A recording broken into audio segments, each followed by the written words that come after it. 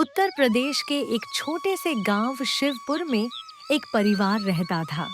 परिवार बहुत बड़ा नहीं था, लेकिन मान सम्मान और परंपराओं में बहुत समृद्ध था। घर के मुखिया थे राम दयाल जी, जो एक मेहनती किसान थे। उनकी पत्नी सावित्री देवी पूरे गांव में अपने अनुशासन और सख्त स्वभाव के लिए जानी जाती थीं। उनका एक ही बेटा था, अर्जुन। पढ़ा लिखा, शांत स्वभाव का और अपनी माँ का बहुत आदर करने वाला। समय आया और अर्जुन की शादी पास के गांव की एक पढ़ी लिखी, समझदार और विनम्र लड़की काव्या से हो गई। शादी के दिन पूरा गांव खुश था। सब कह रहे थे, बहू तो बड़ी सुशील और सुंदर है। सावित्री का घर अब और भी रौनक से भर जाएगा।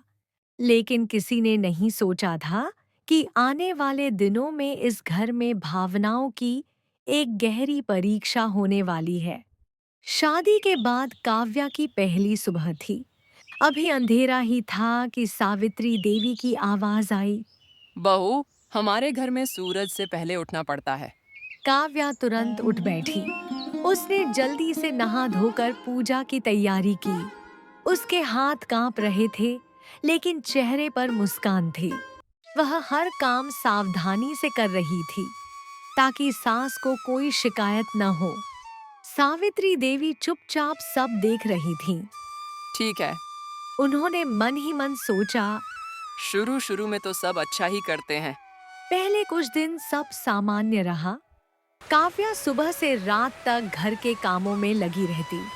खाना बनाना, सफाई करना, वह हर काम सीखने की कोशिश कर रही थी। लेकिन धीरे धीरे अंतर सामने आने लगा। काव्या ने शहर में पढ़ाई की थी। वह चाहती थी कि गांव के बच्चे भी पढ़ें, आगे बढ़ें। एक दिन उसने साहस जुटाकर सावित्री देवी से कहा, माँ, पास के स्कूल में बच्चों की कमी है। मास्टर जी ने कहा है कि अगर मैं पढ़ाना चाहूँ तो मुझे मौका मिल सकता है। सावित्री देवी का चेहरा सख्त हो गया। हमारे घर की बहुएं बाहर काम नहीं करती। घर संभालना ही उनका धर्म है। काव्या चुप हो गई। उसने विरोध नहीं किया, लेकिन उसके मन में हलचल थी। अर्जुन दोनों के बीच खड़ा था। वह पत्नी के सपनों को समझता था, पर माँ की सोच भी उसके लिए आदरणीय थी। अब घर में तनाव बढ़ने लगा। अगर दाल में नमक थोड़ा कम हो जाता, इतना भी नहीं आता तुम्हें? अगर कपड़े देर से सूखते। हमारे जमाने में ऐसा नहीं होता था। काव्या हर बात चुपचाप सहती रही। रात में वह तकिए में मुंह छुपाकर रो लेती। एक दिन अर्जुन ने पूछा, तुम इतनी चुप क्यों हो? काव्या बोली, मैं माँ को दुख नहीं देना चाहती, पर मैं भी इंसान हूँ। मेरे भी सपने हैं। अर्जुन ने ठान लिया कि वह कुछ करेगा। गांव की शांता चाची अक्सर सावित्री देवी के पास बैठती। आजकल की बहुएं सास को पूछती कहाँ है। धीरे धीरे सावित्री देवी के मन में शक बैठने लगा कि काव्या उनका सम्मान नहीं करती। एक दिन उन्होंने देखा कि काव्या मोबाइल पर कुछ पढ़ रही है। बस यही बाकी था, अब दिन भर फोन ही देखो। सावित्री ने डांट दिया। काव्या ने समझाया, माँ, मैं बच्चों के लिए पाठ तैयार कर रही थी। पर बात सुनने वाला कोई नहीं था। कुछ महीनों बाद सावित्री देवी अचानक बीमार पड़ गईं। तेज बुखार और कमजोरी ने उन्हें बिस्तर पर ला दिया। रामदयाल जी खेतों में व्यस्त रहते। अर्जुन को भी शहर जाना पड़ा काम से। घर में सिर्फ काव्या थी। काव्या ने बिना शिकायत सब संभाला। वह रात रात भर जागती, दवा देती, माथे पर ठंडी पट्टी रखती। एक रात सावित्री ने धीमी आवाज में कहा, बहू, पानी। काव्या तुरंत उठी। उसने पानी दिया और उनके पैर दबाने लगी।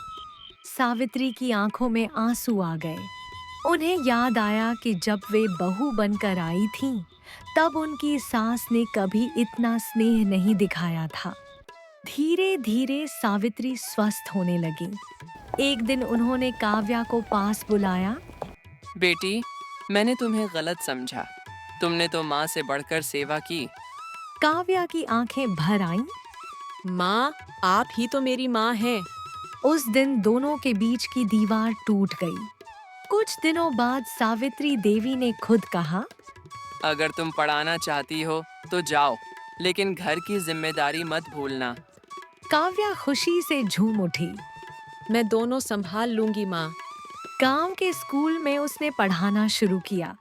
बच्चे उसे बहुत पसंद करने लगे। धीरे धीरे स्कूल की स्थिति सुधरने लगी। बच्चे प्रतियोगिताओं में जीतने लगे। एक दिन जिले में सम्मान समारोह था। काव्या को श्रेष्ठ शिक्षिका का पुरस्कार मिलने वाला था। मंच पर जब उसका नाम पुकारा गया तो उसने सबसे पहले अपनी सास को बुलाया। अगर माँ ने साथ न दिया होता तो मैं यहाँ नहीं होती। उसने कहा। सावित्री देवी की आंखों में गर्व था।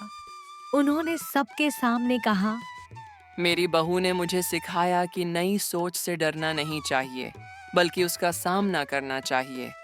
पूरा हाल तालियों से गूंज उठा। अब घर का माहौल बदल चुका था। सावित्री और काव्या साथ बैठकर चाय पीती, बातें करती। सावित्री अक्सर कहती, रिश्ते अहंकार से नहीं, प्यार से चलते हैं। अर्जुन मुस्कुराकर दोनों को देखता। उसका घर सच में स्वर्ग बन चुका था। कहानी की सीख, हर घर में सास और बहू होती हैं। अगर दोनों एक दूसरे को प्रतिस्पर्धी नहीं, बल्कि परिवार का हिस्सा समझे, तो वही घर खुशियों से भर जाता है।